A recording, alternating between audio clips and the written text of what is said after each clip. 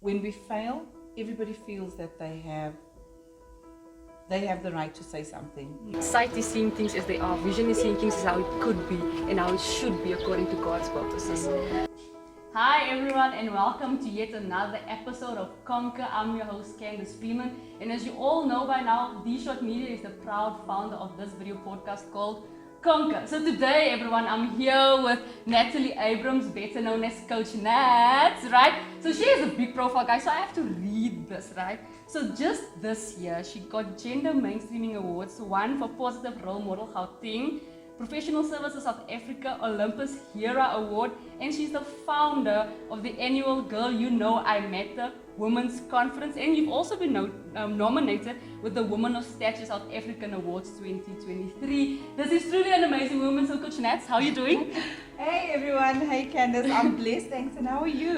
Good, thank you. I'm even more happy that you're here too. Thank you so much. Can you please tell us everything that you do? I mean, I know you're an author, you're a life coach. What else do you do?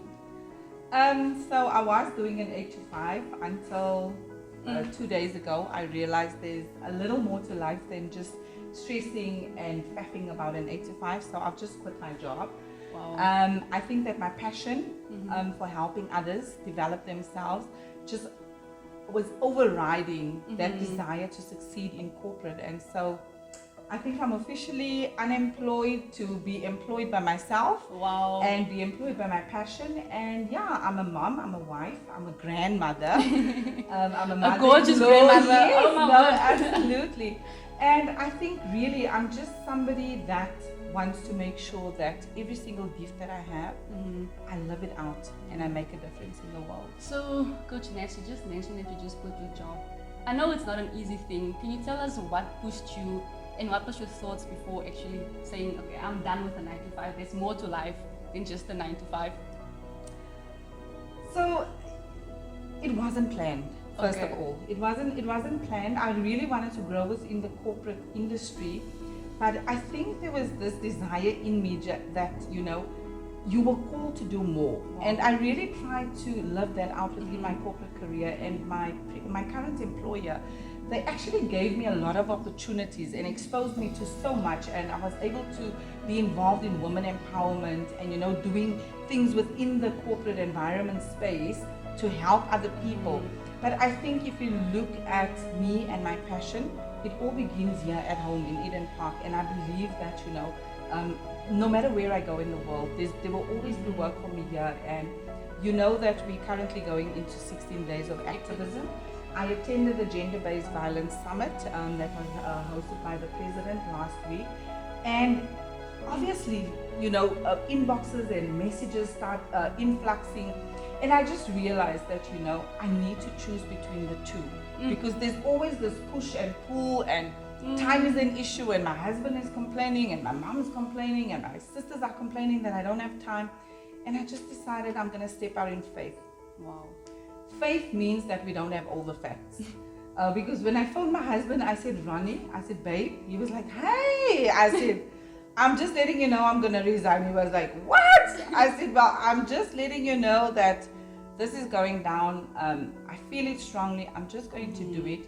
And I've had a discussion with my manager, and I've said to her that currently my role is in sales. And I said, I've always wanted to do more.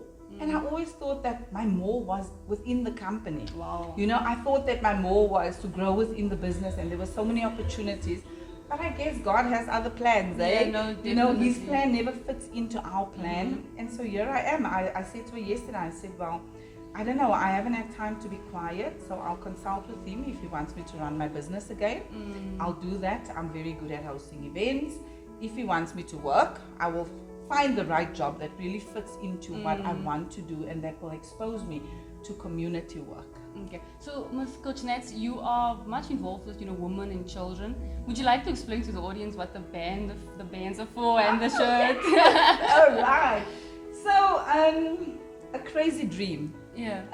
I wanted to host these conferences, and I said that as a Christian, I said that, and as a speaker, I said I want to host functions where women don't go and just listen to speeches the whole day. I really wanted to give them an experience and some therapy. Yeah. And so that is what the conference is about. And Girl, you know I matter. yes, and by the grace of God, we have just hosted the 5th annual Girl, You Know I Matter Women's Conference.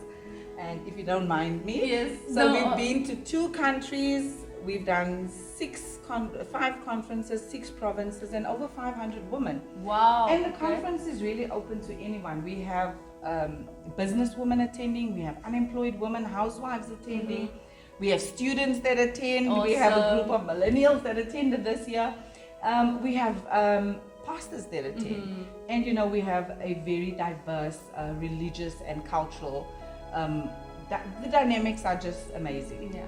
So we all come together, I host the conference, and the conference also provides an opportunity for other women to showcase their skills. So I use women that attend the conference to speak at the conference, to do devotions, to do sessions, to do workshops, and to share their skills and expertise with the women that are there. Well, you need her as your life coach. Like, why would I not? So we're also going to go into life coaching and why and how life coaching can, you know, help you become successful and live a purposeful life.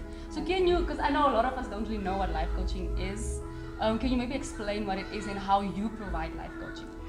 So if I just had to paraphrase, I would say that life coaching is development of skills, either professional or personal skills. Right. And I always say that because a lot of my clients ask me, so what is the difference between counseling and coaching? And the easiest way that I explain it to them is that coaching focuses on the future and something that you want to achieve, whereas counseling focuses on what you've gone through and how that affects you in your present situation. Definitely. And so I fell in love with coaching because after every session you see transformation and you see growth and you see change and you see somebody's mindset is different, and that is what made me love coaching. Yeah, awesome. So I don't know if I mentioned that Coach Nats is also an author, right? That's And in one of your books, the one that I read, you mentioned that you had this desire to be extraordinary. Can you tell me what separates the ordinary from the extraordinary?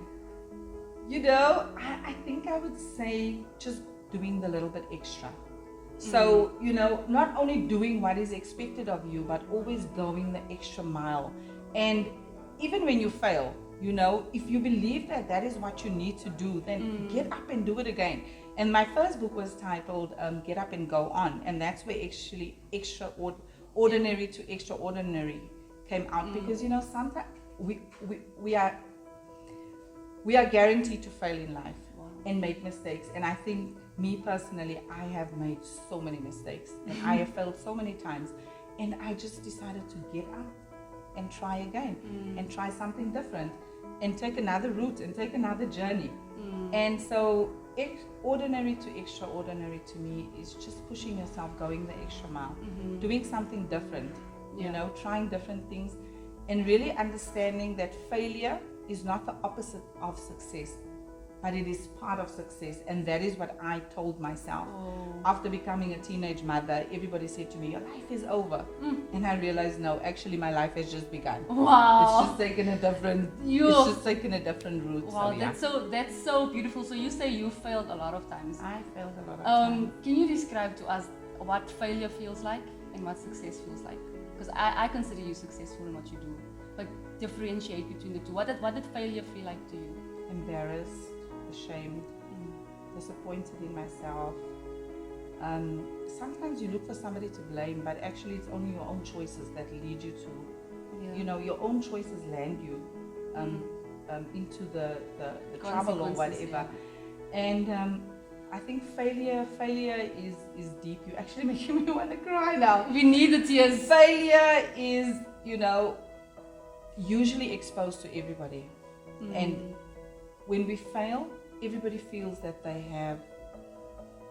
have the right to say something because you've made a mistake. You didn't listen. I told you so. And success is excitement. And sometimes success is not money. And it's not 1,000 people watching this podcast, but it's changing one person's life. It's the work that you do making a difference in one person's life. And that is why I do what I do. If I can help one person look at their life differently, I'm successful. Wow, that deserves a round of applause, like a really big round of applause. So we've gotten into your coaching. We also know that you into like GBV and you advocate for women, and you just mentioned that there's a lot of things going on recently. Do you see any advances? Do you see any changes within our government and women and the GBV going on in the world? Look, I think my conclusion is that we are the change that we want to see. And as much as we look to the government, I especially after attending the summit and connecting with people from all over the country and hearing that, we all struggle with the same things. And what really stands out in communities is when people and organizations within that community work together to make a difference. So yes, I believe that we will see change. I mean, Eden Park is one, it's my town, it's where I was born, where I've lived all my life. I believe that yes, we will see a difference because there's a lot of people that work together, and I think this is one of the reasons why I had this within me, because I said to my husband, and I said to my sisters, after being at the summit for 2 days, and hearing all that and coming up with these ideas and things that you've thought of before, and all of a sudden you think about it again and you think, when am I going to do this if I'm doing a 9 to 5?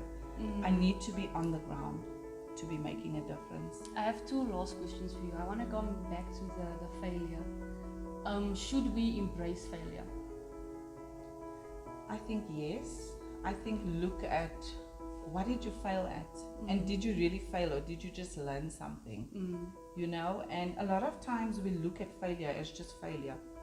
But what did you fail at? Was it your planning? Was it the execution? Was it the people that you targeted? Was it the people that were involved? Was it assess the situation? I mean, I fail a lot of times. Even with this conference, I said to somebody the other day, and the bands, each band represents a year. And so, I mean, you see the women at the conference every year, they're showing off their bands, and they show off this, and that to me, to them is success. But every year after the conference, I go back and I say, wow, I should have done this different, and I should have done that different. So we're constantly failing, but failure is actually learning. Yeah. That is what I believe. It's not the opposite of success, it's part of success. So we know what we have to improve on, what we have to do better, and maybe what we need to cut out. Yeah, so failure definitely shows us what we should improve on. My last question, as a coach, what's your best advice you can give to women and people in general? Well, I would say believe in yourself. If something is burning within you, it's probably part of God's greater plan for you. And I would really say especially to women, I have this mantra that I use when I talk to women. I say be dependently independent. So we're still dependent on our husbands and our families for social, financial, or economic support, but be independent. Be able to stand up for yourself and chase your own dreams, have your own career. And I said to someone today that said to me, I gave up everything because my son. And I said, but just remember that your son is going to grow up and you are going to grow old. And maybe it will be too late. So don't put off your own goals. And damn girl, look good. Wherever you go, show up, dress up, and just be disruptive. Be intentional. And be unapologetic about who you are. Awesome. Thank you so much, Coach Nats, for coming to the show. You are an amazing woman, to say the least. And yes, load shedding did strike, but that did not stop us from ending this interview on a good note. Thank you guys for watching, and I hope you guys are inspired. See you next time on Conquer. Bye.